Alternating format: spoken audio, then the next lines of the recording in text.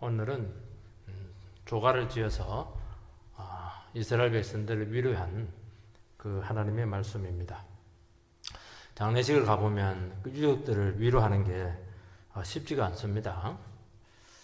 왜냐하면 그 유족들과 조문객들은 다 고인과 어떤 특별한 관계에 있기 때문입니다. 너무나 사랑하는 관계에 있을 수도 있고 반대로 참 서로 아픔의 관계, 이렇게 그래서 그 엉어리를 풀지 못한, 그리고 먼저 돌아가셨기 때문에 또 풀 수 있는 그런 길도 얻게 되었습니다. 또 유족들 간에도 이게 오해와 섭섭한 감정들이 다 있습니다.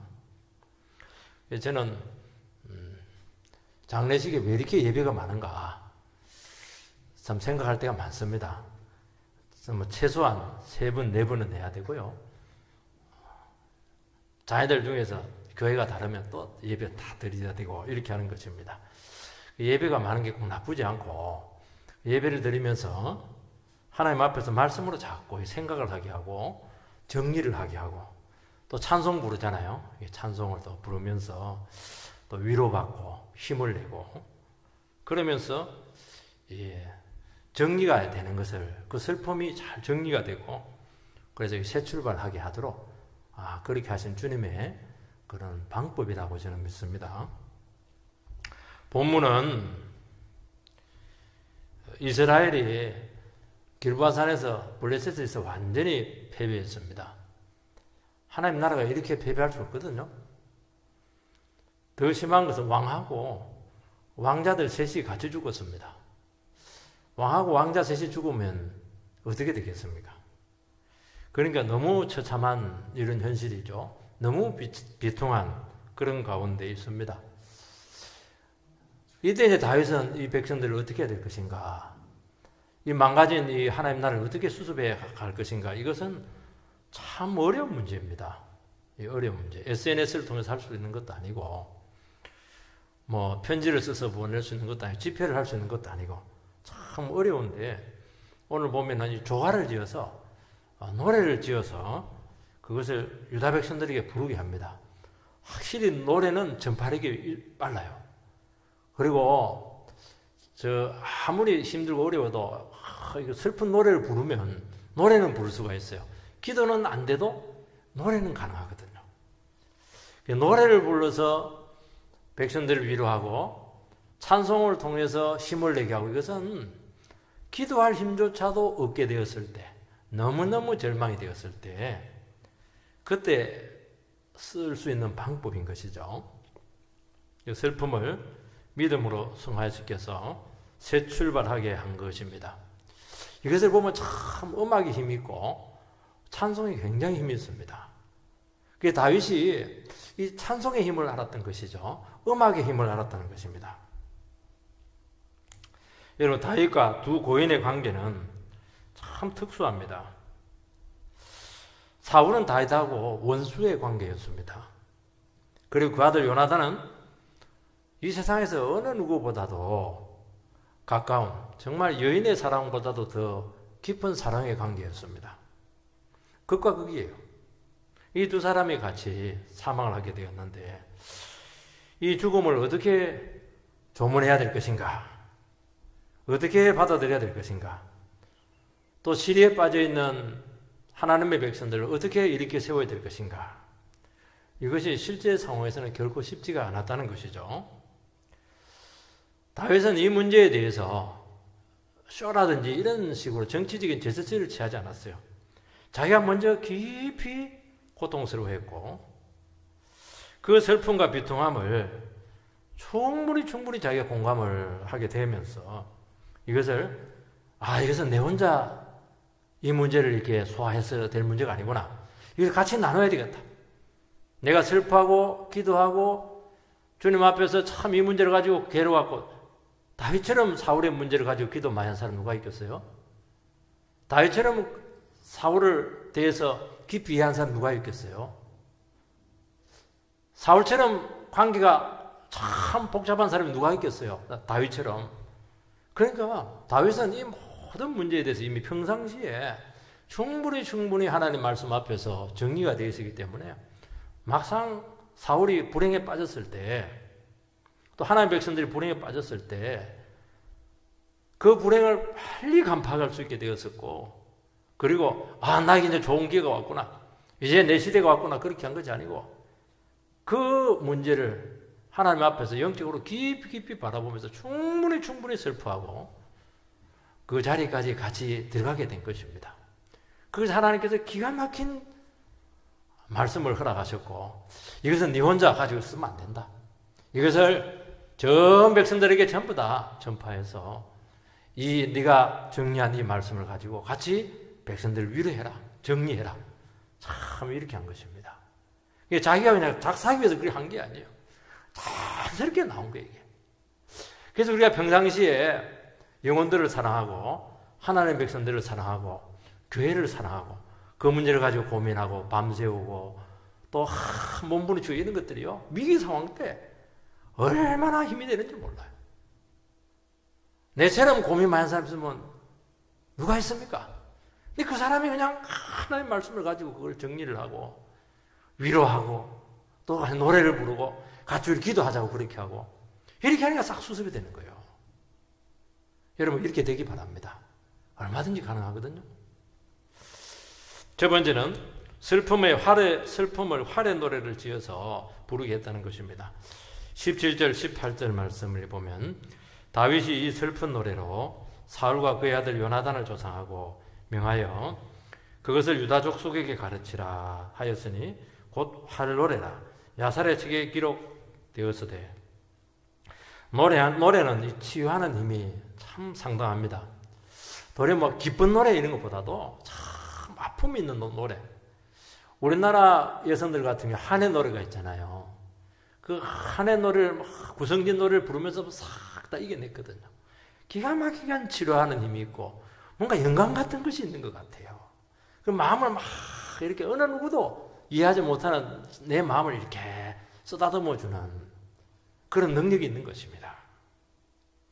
우리 일제 강점기 때 보면은 울 밑에 선 봉선하야, 얼마나 슬퍼요. 봉선한데 울 밑에 있어요. 울 밑에, 벽 밑에 그 처량한 그 봉선하의 모습을 바라보면서 그 처량한 나라 이런 백성들이 그 슬픔을 같이 공감하면서 이겨내지 않습니까? 다윗은 이 슬픈 노래를 지어서 사울과 요나단을 또 유다 백성들을 위로하고 있습니다. 나라가 망했어요.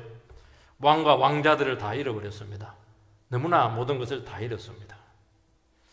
그래서 노래를 지어서 백성들에게 용기를 주고 힘을 주고 그것을 신앙적으로 잘 승화하도록 그렇게 하고, 망한 것이 아니다. 망한 것이 아니다. 하나님 또 우리와 함께 하신다. 하나님 우리 나라를 세울 것이다. 그렇게 그들에게 함께 했던 것을 알 수가 있습니다. 그래서 요 시편의 요 시의 내용을 보면, 가사의 내용을 보면은 굉장히 비장해요. 그리고 압축적이고, 그리고 굉장히 생생하고 사실적이에요. 꾸민 게 없어요. 그리고 굉장히 애절한데 아름답습니다. 그 깊은 사상 속에 들어가면 어떻게 이런 아름다운 식구가 나올 수 있을까? 이렇게 아름다운 이렇게 고백이 나올 수 있을까? 그와의 관계를 생각할 때 어떻게 이런 말을 할 수가 있을까? 이거는 정말 그 영혼을 위해서 기도를 많이 했구나 하는 것을 우리는 생각하지 않을 수가 없습니다. 근데 이런 아름다움을 뭐라고 하냐면은 시리도록 아프고 아름답다. 아픈데 너무 아름다운 거예요. 마치 그냥 그 가슴을 찢고 막 나온 그런 소리 같은 이런 소리가 나왔다는 것을 알 수가 있습니다. 그래서 자연스럽게 백성들로 하여금 그 슬픔의 정서에 들어가게 하고 위로받게 하고 정리하게 했다는 것입니다. 그러면서 그 현실을 받아들이고 그 삶을 더 높은 차원으로 인도를 하게 했다는 거죠. 이게 안 되면 계속 사울이 왜 죽었나, 그리고 이거 다윗 때문이야, 온갖 말이 다 나오는데 그렇지가 않아요. 하나님 말씀으로 딱 매듭을 짓고 정서적으로 싹 풀리면서 그러면서 다시 일어서게 되는 것입니다. 그러니까 이 다윗이 지은 노래 속에는 다윗의 영성이 들어있고 그의 신앙이 드러나는 거예요. 거짓이 없어요. 쇼가 없습니다. 그러니까 사람들에게 부르면 부를수록 맛이 나요. 부르면 부를수록 감동이 생기는 거예요. 부르면 부를수록 영혼이 막 살아나는 거예요. 치료가 막 되는 겁니다. 찬송은 그렇잖아요. 부르면 부를수록 우리에게 위로가 되잖아요. 힘이 되잖아요. 설교 듣기 전에 막 찬송 벌써 하면서 그냥 눈물 흘리시는 분들이 참 많거든요. 왜 그러냐면은 다윗에게 있어서 신앙이라고 하는 것은 그의 삶이었어요. 그리고 그의 삶이 신앙이었어요. 그러니까 이게 나오는 거예요. 이 가사가 나오는 것입니다. 노래 제목이 활의 노래입니다. 활 노래죠. 창 노래도 아니고 말이죠. 왕의 노래도 아니고 활 노래입니다. 아마 활에 얽힌 이 사연이 참 많았던 것으로 생각이 돼요. 요나단이 보면 활을 참 잘 쏩니다.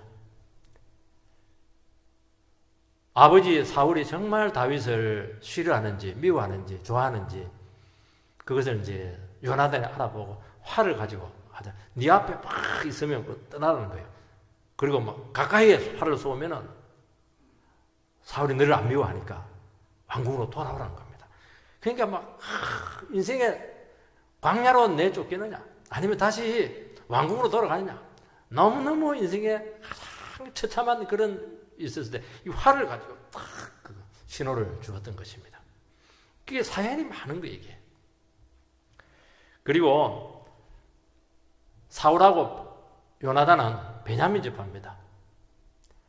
베냐민 지파는 활을 잘 쏘아요.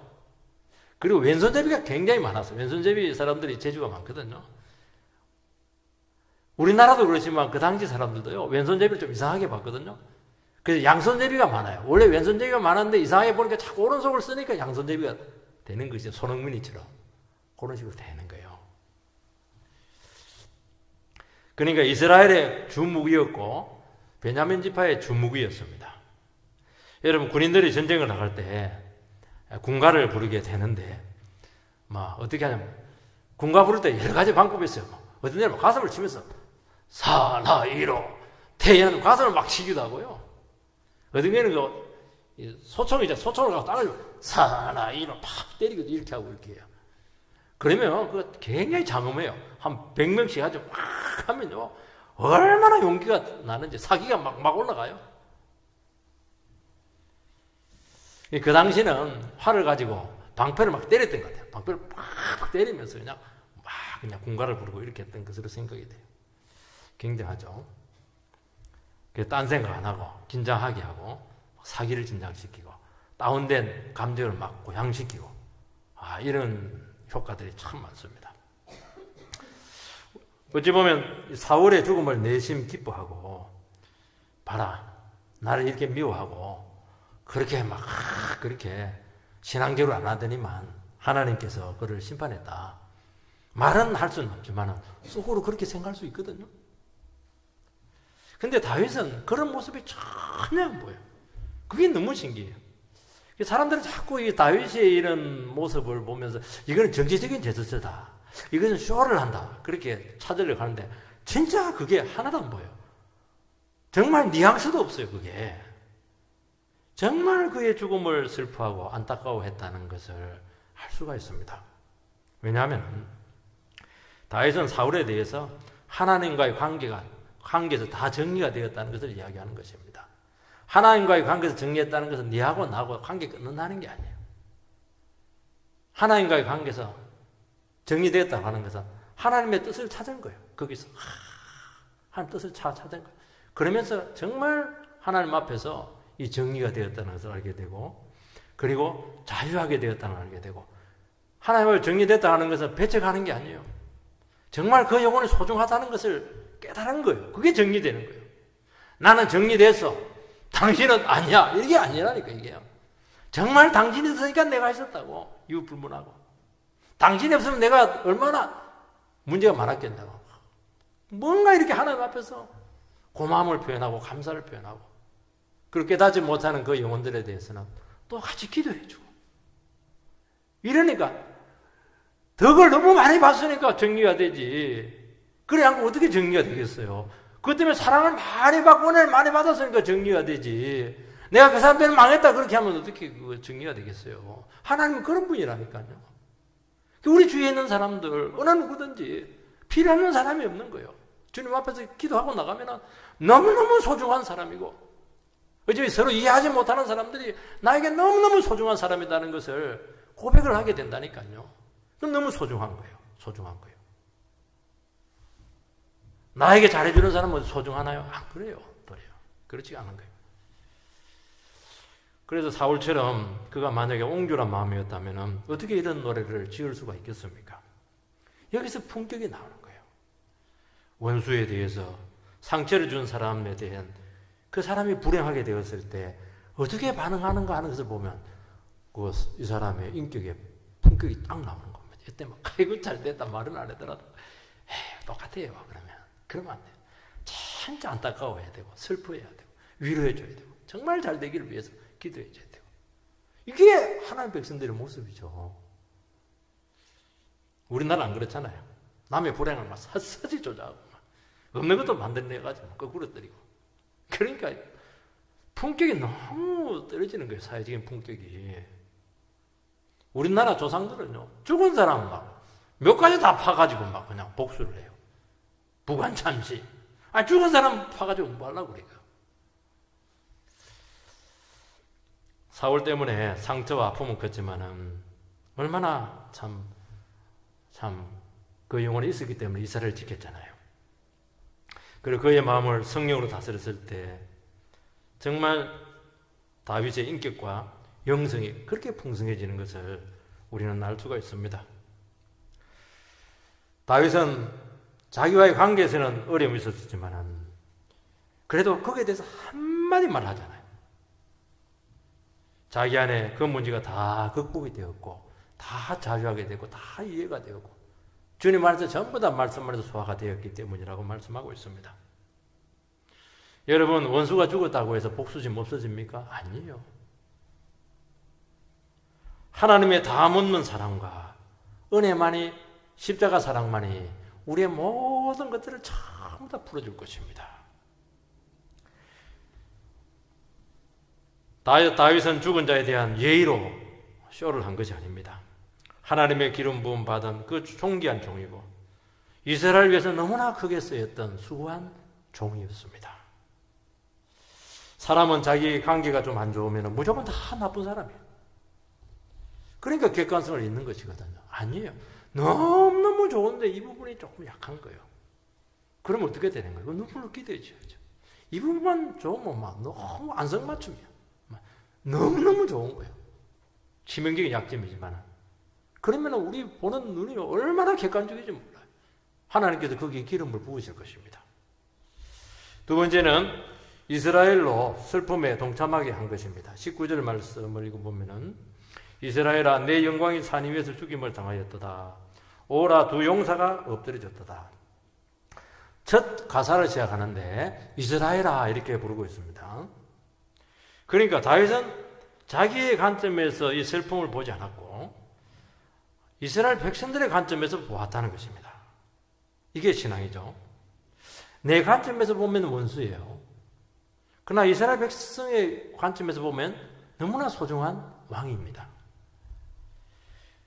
단순한 죽음이 아니고 이것은 하나님 나라의 수치이죠. 이게 신앙은 뭐냐? 이 관점을 바꾸는 거예요.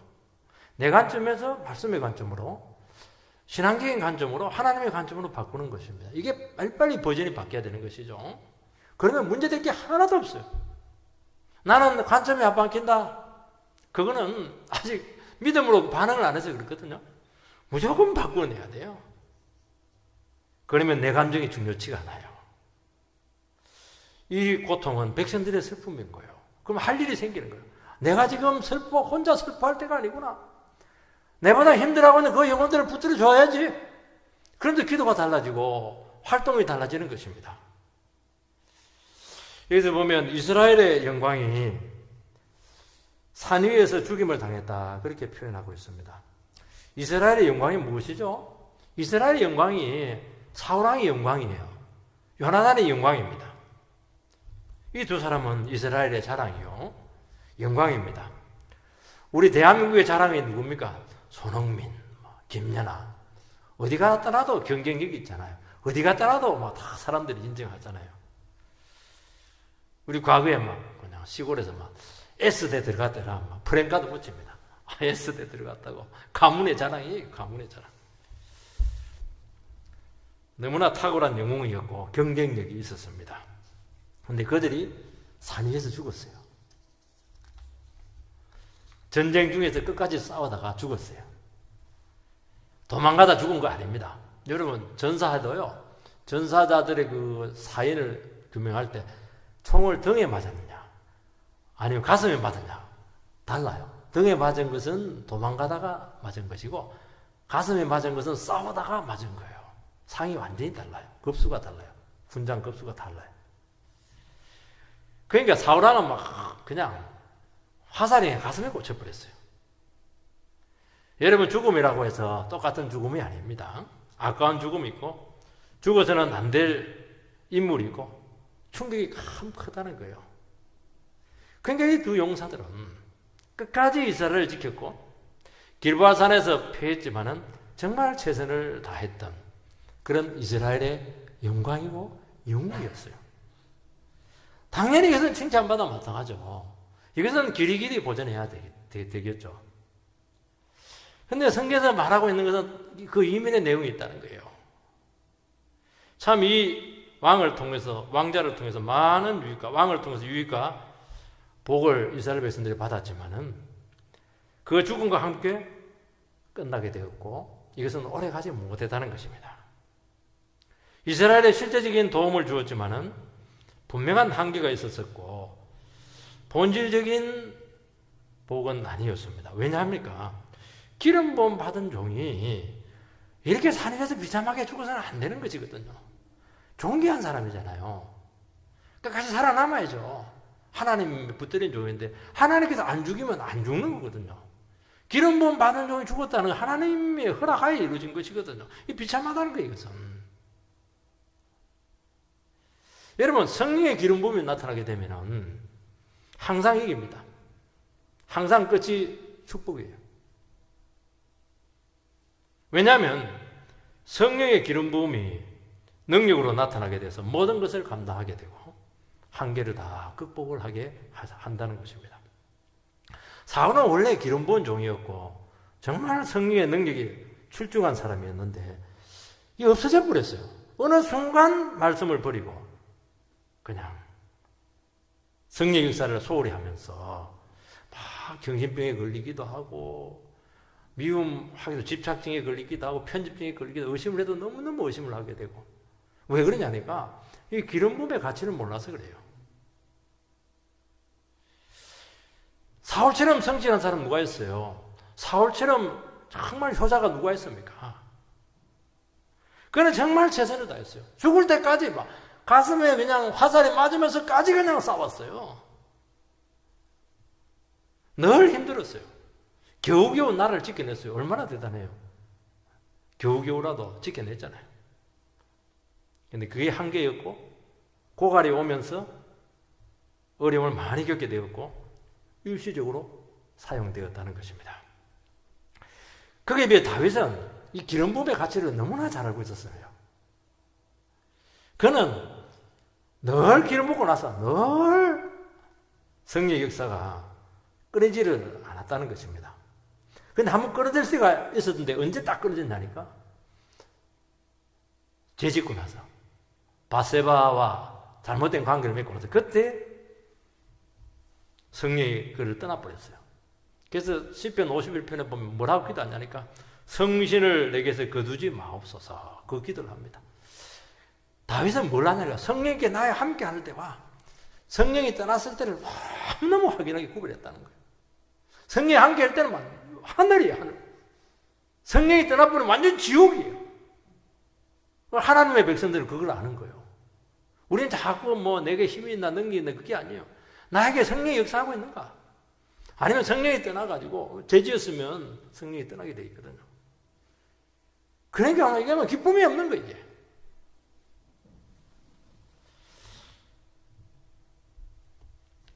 여러분, 우리의 힘은 한계가 다 있습니다. 결국에는 무너지게 될 것입니다. 그래서 성령의 바람을 타야 돼요. 여러분, 바람이 확 불 때 화살 쏘면 막 굉장히 잘 맞아요. 근데 바람이 안 불고 뭐 반대로 불고 이래 버리면 엉뚱한 데로 가버려요. 힘도 없고 죽이지도 못해요. 골리앗을 무찌르다고 그렇게 하는데 물맷돌하고 골리앗을 무찌르다 하나 하는데 자기 팔 힘입니까 그게? 골리앗이 어떤 사람이에요? 완전히 그냥 전쟁 기계인데요. 성령의 능력을 확 던지니까 이따만하게 퍼지게 보면서 머리에 박혀버렸잖아. 튕긴 게 아니고 박혀버렸어. 얼마나 성령의 역사가 강했던지 몰라요. 그러니까 이기는 겁니다. 백전백승이에요. 그래서 여러분들은 이걸 구해야 돼요. 미워할 시간 없다니까요. 그러면 자기 손대라니까요. 죄 지을 시간 없어요. 내가 지금 성령의 역사가 일어나고 있는가 하는 것을 기억을 해야 된다는 것입니다. 20절 말씀, 이 일을 가드에도 알리지 말며 아스글론 거리에도 전파하지 말지어다. 블레셋 사람들의 딸들이 즐거워할까? 할례받지 못한 자들의 딸들이 개가를 부를까? 염려로다. 두 용사의 죽음을 소문내지 말게 합니다. 왜냐하면은 이 블레셋 여자들은 막 입이 방정 맞아요. 막 이스라엘 기름 부음 받은 자들이 잘못되면 막 너무 좋아하는 거예요. 그냥. 온갖 조롱도 하고 못된 말도 하고 저주 퍼붓고 이렇게 하니까 하나님의 영광을 그렇게 가리게 된다는 것입니다. 우리는 하나님 백성들의 불행에도 다 뜻이 있거든요. 하나님 백성들의 실패에 통해서도 하나님께서 영광을 받으시거든요. 그런데 뭐 세상은 그렇지가 않아요. 기다렸다는 듯이 막 하나님을 조롱하고 막 온갖 저주를 다 퍼붓는 것입니다. 상태 나는데 막 거기다가 막 소금을 뿌려버려요. 그러니까 두 번 죽이는 것입니다.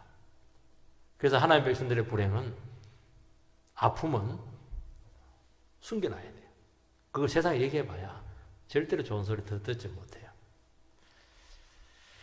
다윗은 두 용사의 죽음을 소문내는 것을 싫어했어요. 정말 동네방네 막 그냥 떠들 수도 있는데 그렇게 하지 않았어요. 절대로 세상 웃을거리 되는 거 원치 않았습니다. 신앙은 뭐냐? 신앙은 남의 불행과 성공에 대해서 어떻게 반응하는가 하는 것이 신앙이에요. 남의 성공을 시기합니다. 남의 불행을 막 소문내고 기뻐하고 막 동네방네 떠들고 그래요. 그게 그 사람의 모습이에요. 그게 신앙이에요. 우리는 지금 어떤 일에 기뻐하고 있고 슬퍼하고 있고 분노하는가 하는 것을 반드시 살펴야 된다는 겁니다. 이거는 속일 수가 없어요. 이거는 자동적으로 내 속에 있는 영성이 나오는 거예요. 이게. 그래서 신앙이라고 하는 것은 태도로, 감정 표출로 드러나게 되어 있습니다. 우리는 막 설교를 잘하고 말이에요. 교회 출석 잘하고, 막 봉사도 참 잘하고, 그것도 귀하겠지만은, 그게 꼭 영성을 보장해 주지 않아요. 일어난 일에 대해서 우리가 어떻게 반응하는가, 그것이 사람의 영성이에요. 사울은 어떻게 했냐니까, 골리앗을 무찌고 왔을 때, 또 여자들이 하나면 여론을 형성하잖아요. 여자들이 막 속으로 가면 춤을 추면서 노래를 하는데, 노래 가사가 사울에게는 천천히요, 다윗에게는 만만이라. 여기서 막 헷가닥 해버렸어요. 아니, 천천도 얼마나 커요. 꼭 뭐 다윗보다 뭐 잘해야 돼요? 만만이다. 내가 왜 만만이냐? 존엄이다. 그러면서 그때부터 이 사람이 변질되기 시작을 한 것입니다. 기분이 상했어요. 그때부터 뭐 예의주시를 합니다.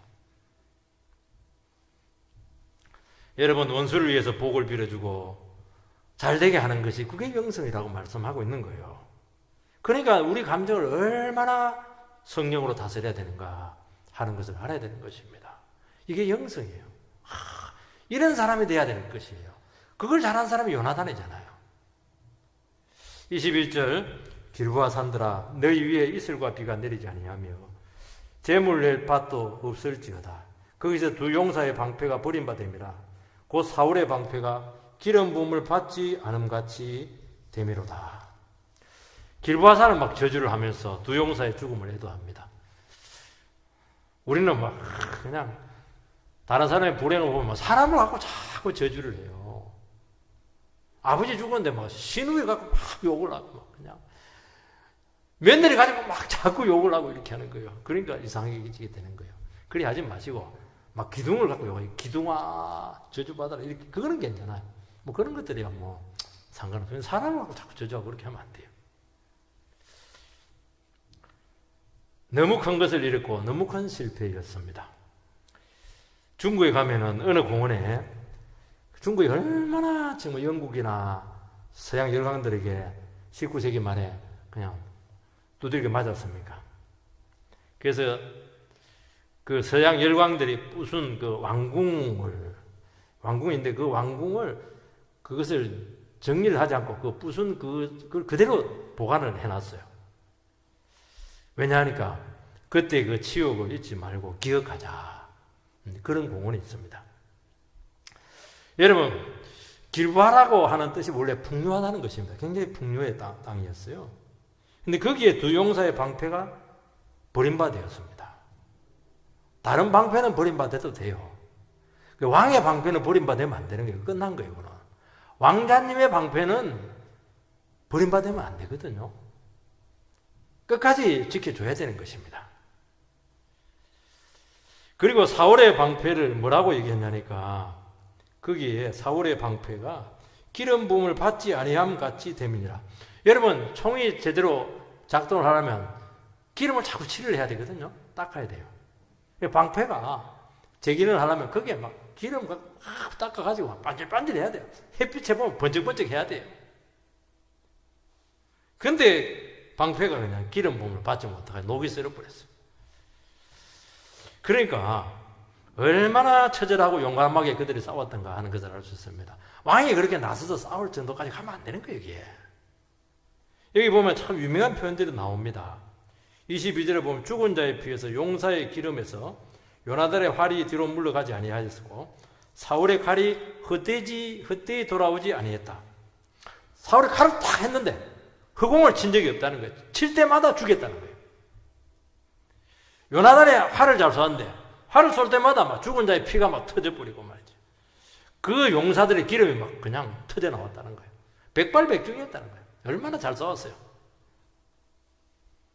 그런데 길보아산에서 그냥 그 활과 그 칼이 방패가 막 전부 다 거기에 전부 다 버려지게 되었다는 것입니다. 전쟁의 참상이죠. 얼마나 처절한 싸움이 있다는 거예요. 얼마나 비참한 싸움이 있다는 것을 알 수가 있어요. 다윗은 이스라엘의 수치를 선포합니다. 그렇게 이기면 안 되죠. 하나님 백성들 넉넉하게 이겨야죠. 신약 성경에 보면 하나님께서 자기 백성을 사랑하는 자에게 넉넉히 이김을 주는 그렇게 되어 있거든요. 넉넉히 이기지 못한 거예요. 처절하게 싸웠는데 져버렸어요. 수치죠. 황폐한 곳으로 남아서 그 수치의 역사를 길보아산 너는 보존하라는 거예요. 여러분 신앙이라고 하는 것은 이 수치와 참상을 절대로 감추지 않아요. 실패한 걸 실패로 인정하는 거예요. 망한 것을 망한 걸 인정하는 거예요. 넘어진 것을 인정하는 거예요. 왜냐하면 그렇게 해야 하나님께로 더 나가거든요. 한번 겪어봐야 정말 다시는 이런 일이 생겨서는 안 된다. 다시 하나님께로 더 붙잡아야 된다. 우리 성령의 역사를 더 기억해야 된다. 이런 일을 겪지 않으면요 신앙이요 근성이에요. 근성이에요. 목숨 걸고 주님을 의지하지 않거든요. 그래서 덮지 않습니다. 하나님께서 너는 덮지 않아요. 성도는 지나간 실패를 잊지 않습니다. 그거는 앙심을 품기 위해서 그렇게 하는 게 아니에요. 다시는 이런 실패를 겪지 않기 위해서 그렇게 한다는 것입니다. 여러분 성령과 은총을 잃게 되면 어떻게 됩니까? 이렇게 된다는 거예요. 실물교훈이에요. 실물교훈. 사울은 정말 평범한 사람이었는데 한순간에 최상의 위치까지 올라갔어요. 그래서 한순간에 교만한 바람에 막 너무너무 비참한 지경까지 떨어지게 되었다는 것입니다. 모든 영광이 철저히 파괴되는 경험을 하게 되었다는 것이죠. 이게 뭐냐? 우리에게 너무 많은 교훈을 준다는 것입니다. 은혜를 떠나게 되면은 우리가 얼마나 처참한 위치까지 참 세상 이하로 수준 이하로 내려갈 수 있는가 하는 것을 우리는 기다만 드려야 된다고 말씀하고 있습니다. 세 번째는 이들의 치적을 노래하고 있습니다. 22절 말씀 사울과 요나단이 생전에 사랑스럽고 아름다운 자르니 죽을 때에도 서로 떠나지 아니하였도다. 그들은 독수리보다 빠르고 사자보다 강하였도다. 사울과 요나단은 생전에 너무 사랑스럽고 아름다웠습니다. 인물도 참 좋아. 사울은 뭐 다른 사람보다 머리 하나가 더 있었으니까요. 근데 인품이 참 좋았다는 거예요. 인품이. 너무 사랑스럽고 사람이 봐도 막 굉장히 아름다워, 멋있어. 이게. 사울은 다윗에게 대해서는 지독했을지 모르겠지만 백성들에게는 참 잘해줬다는 거예요. 백성들의 고통을 몸소 나누어 주었고 그들을 끝까지 지켜주었던 그런 왕이었습니다. 다윗을 그렇게 미워했던 것은 자기 자리를 자꾸 빼앗는다고 생각을 했기 때문에 그런 거예요. 왕권에 대한 잠재 위협 세력으로. 그래 알아도 사무엘 선지자가 폐위를 해버리니까 많이 충격이죠. 그러니까 이 사람은 신앙이 약했던 거예요. 목회적으로 보면은 사울은 말씀의 종이 아니고 목회를 참 잘했던 그런 종이었어요. 도리어요, 다윗이 좀 성격적으로 좀 못할 수가 있어요. 다윗은 말씀 이거 외에는 인정머리가 좀 없거든요. 말씀의 종이었어요. 하나님 말씀의 종을 사랑했어요.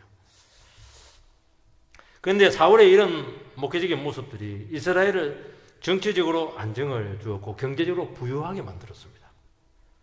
그래서 백성들은 사울을 좋아했고 따랐습니다. 요나단은 다윗을 좋아하고 다윗에게 있는 그 성령의 은사를 그렇게 사모했어요. 요나단은 딱 보면 이 사람은 하나님 더 사랑하는 사람이다. 딱 알고 다윗을 앞세워 버리잖아요. 왕됨을 포기하고 다윗을 끝까지 지켜주었어요. 이게 얼마나 아름다운 마음이에요.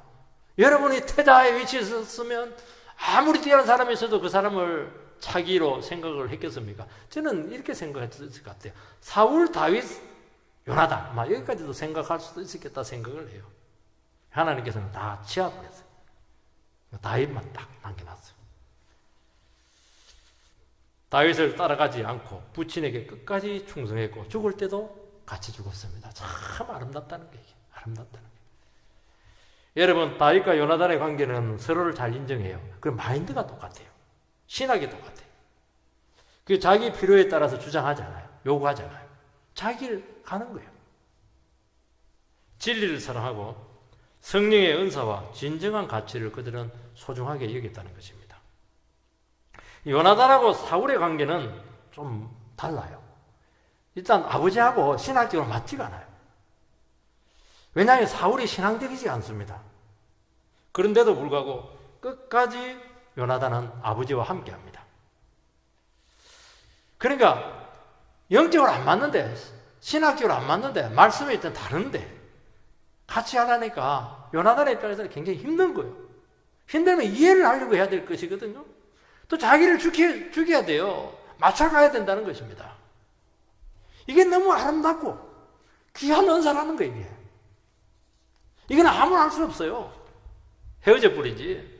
아버지 캉 내 캉만 이제 상관없다 막 그렇게 하지 않고 끝까지 아버지를 따랐다는 거예요. 한 번씩 믿지 않는 남편과 함께 살아가시는 우리 여성분들 참 이 요나단의 심정을 좀 이해했으면 좋겠습니다. 이해받지 못하고 소통은 어렵고 일방적으로 낮추고 숨겨야 될 때 요나단을 잘 생각해 보시기 바랍니다. 그게 참 아름답다는 거예요. 너무 귀하다는 거예요. 이게 사랑스럽다는 거예요. 이게. 본인은 힘들어 죽겠는데 옆에서 보기에는 다 사랑스럽고 아름답다는 거예요. 왕 욕심 있으면은 그가 혼자 살아남을 수 있거든요. 딱 눈치 봐가지고 아버지 죽었구나. 나네. 왕자는 되게 살려놓거든요. 왕이 전사하더라도. 같이 끝까지 아버지 옆에서 같이 죽어버렸어요. 그리고 나라를 지켰습니다. 참 그 마음이 귀하잖아요. 그 마음이. 24절 이스라엘 딸들아 사울을 슬퍼하여 울지어다. 그가 붉은 옷으로 너희에게 화려하게 입혔고 금놀이개를 너희 옷에 채웠도다. 이스라엘 여성들에게 울라고 질게 합니다. 왜냐하면 왕의 불행이 너무나 가슴이 아프다는 것입니다.